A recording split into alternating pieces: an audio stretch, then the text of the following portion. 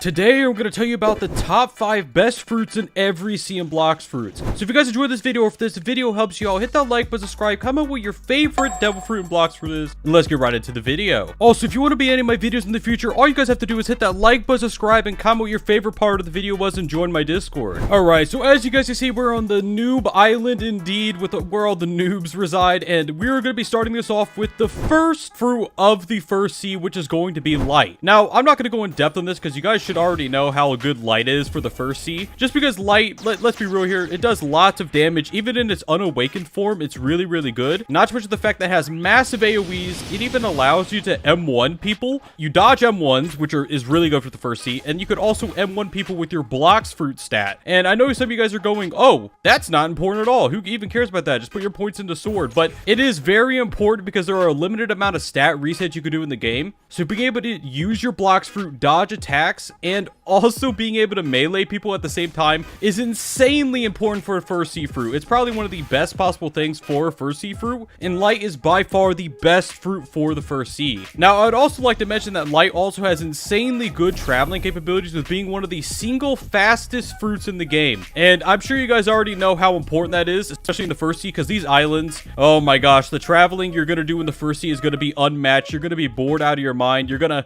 be snoozing, sleeping on your keyboard, smacking your face off the WASD, and overall just getting bored, because the first sea of blocks fruit, it sucks butt. It is terrible, it is horrid, and having a fruit that'll travel from sea to sea very quickly will make things significantly easier. Not to mention the fact that you could just dip over here to the blocks fruit gacha sometimes, and he's not even named blocks fruit dealer here, and just buy your fruit sometimes. You're like, oh, it's got a spin fruit, I don't want that, it's some doo-doo fruit right there. Then you could just give it to someone, you know? But yeah, I think this goes without saying how good light fruit is in the first sea. This is going to be the one I talk about the most in the first sea, because I definitely think this is by far the best. The rest of them, I'm kind of just gonna glance by them because they're not nearly as good as light, and I'm just gonna say their overall best qualities. All right, so the second fruit of the first sea is gonna be flame. I'm not gonna talk about this that much because, like I said before, you're not really going to use these over light, but you guys may be surprised flame is here. It's a pretty decent AoE, you know, fruit in the game that allows you to grind. It allows you to travel somewhat quickly. It's not fast, it's not nearly as fast as what you need it to be, but it's not bad, you know. It's definitely not a bad grinding fruit, and you could get much worse with it not being a common fruit.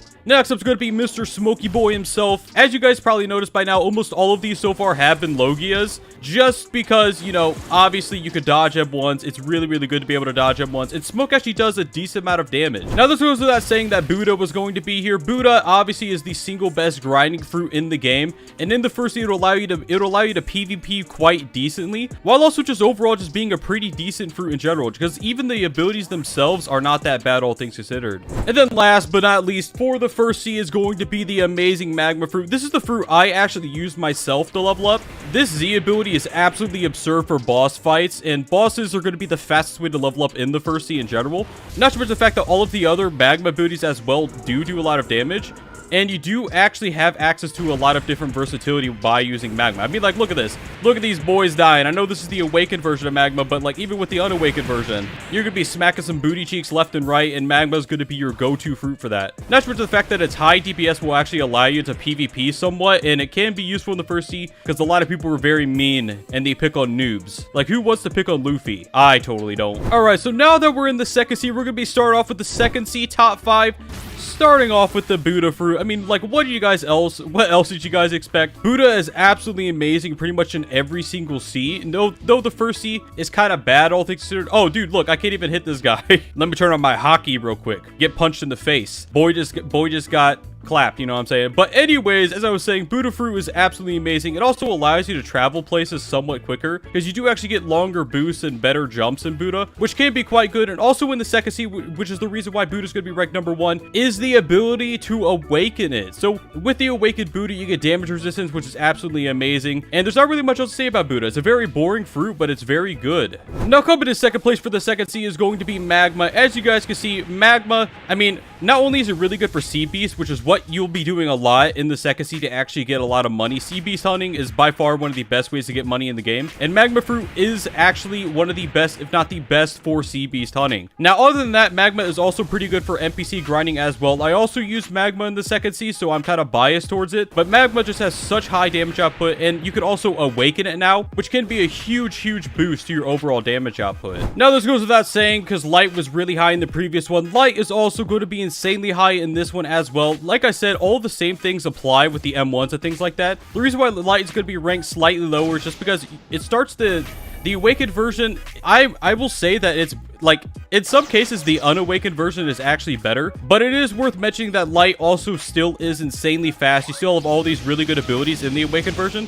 It's that there are a couple fruits that are slightly better awakened, but Light still holds its own. Now, one of my personal favorite fruits is actually going to be the Spirit Fruit, which I will be including in this. Now, Spirit, first of all, you can summon a bunch of NPCs to actually help you grind, but the main reason why Spirit's going to be here is because you're going to mainly be doing law raids. Now, you may be asking, oh, how does that have to do with Spirit? Spirit is by far one of the highest damage fruits in the actual game, and even though the cooldowns are quite long, being able to take out bosses by just pressing a V button like this, like boom, and then you pretty much just spam all the rest of the abilities, it obviously is a huge boon. Not to mention the fact that you could do this and like, it's just a really good fruit. I also find it one of the most fun fruits to actually use in the game just because the raw damage output is so fun. But yeah, Spirit Fruit for the win, man. Now, next up in the C2, as you guys can see, I am the Blizzard main, so I'm going to be putting in my favorite fruit here, Blizzard. This fruit, I feel like it's simultaneously underrated and overrated at the same time.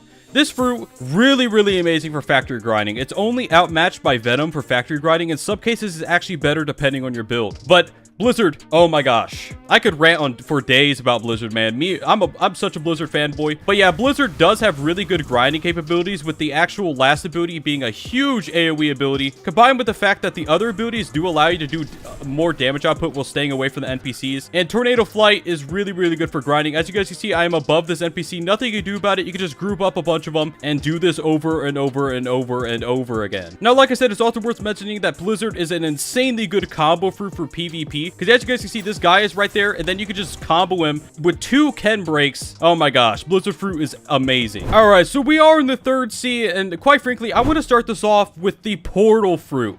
Now, Portal Fruit, let's be real here, it is not good for grinding at all. The damage output is terrible for grinding. It is a PvP-based fruit. Even though PvP is, you're going to be doing a lot of PvP in C3, but I'm just going to be quite frank, I do actually think that Portal should be #1 just because of this. Look at this.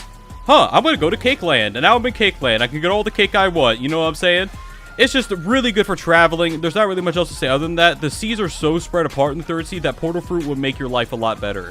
Now, of course, this wouldn't be a C3 tier list without including Buddha. Let me turn on my hockey real quick for that damage output. Buddha, by far, is going to be your best friend in the third sea, especially for getting things like God Human. Very important fighting style to get if you're actually going to be doing any type of PvP content. E-Claw can be fine, but God Human is obviously where it's at. Now, it's worth mentioning that Buddha Fruit does kind of start to decline after you're done grinding. So this is just mainly meant for when you're grinding. After you're done grinding, I recommend you switch to other fruits for PvP, because otherwise you're going to be a big fat Buddha nerd. And before you go comment, hey, we use Buddha, we are big fat nerds. Listen, man, it's okay to use a fruit like Buddha for PvP. You just have to accept that sometimes the nerd just gets the best of you. And in the case, if you use Buddha for PvP, you are a nerd. But that's okay, because nerds play Blox Fruits and Blox Fruits play us, you know what I'm saying? The next up's going to be the Dough Fruit. Now, the Dough Fruit, in all honesty, is mainly here for PvP reasons. It also allows you to escape PvP situations quite quickly. It isn't that good for grinding, all things considered. Someone got mad at me before because I was like, oh, you could use Dough for grinding. I meant boss fighting. It can be a pretty good boss fighting fruit, which you actually will be doing a lot in the third sea, because bosses are how you get a lot of the different items. But other than boss fighting, for normal grinding, as you guys can see, it is very lackluster, and quite frankly, it is mainly for PvP that it's going to be on this actual tier list. Now, I'm going to sneak this in here. The last on the list is actually going to be Magma. I'm sneaking Magma in here just because me loved the Magma fruit. Magma is so fun to use. It's really good in general. I feel like it's one of the most underrated fruits in the game, in all honesty, and you guys may be surprised hearing that, but you almost see no people using Magma, like, ever.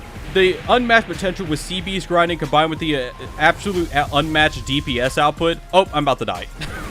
Die already! Look at this. They're wallowing in their despair. But yeah, I just had to put Magma here because of personal bias in all honesty, but Magma is still a really, really good fruit going into the 3rd sea. Now, next up in the 3rd sea is gonna be no other than my bad boy himself, Blizzard. Of course, Blizzard, in the 3rd sea, you're going to be doing a lot more PvP content, and like I said before, Blizzard is insanely good for PvP. It allows you to escape a bunch of different situations. If you guys are wondering why my damage is so low right now with Blizzard, this is why. I'm level 1 Blocks Fruit, still doing a decent amount of damage with it, but all things considered, this fruit is really good for grinding, it's really good for PvP. It'll allow you to escape a lot of situations that you wouldn't have otherwise, just because of the actual mobility of the fruit, combined with the fact that you just go like, oh my gosh, someone's attacking me, and then you could run away after using the sea and move of them. So yeah, it's overall just going to be a pretty good fruit for the 3rd sea. Nothing amazing, but nothing bad either. Now, I just wanted to put this quick snippet in here, just in case you guys don't want to be swapping fruits every single sea.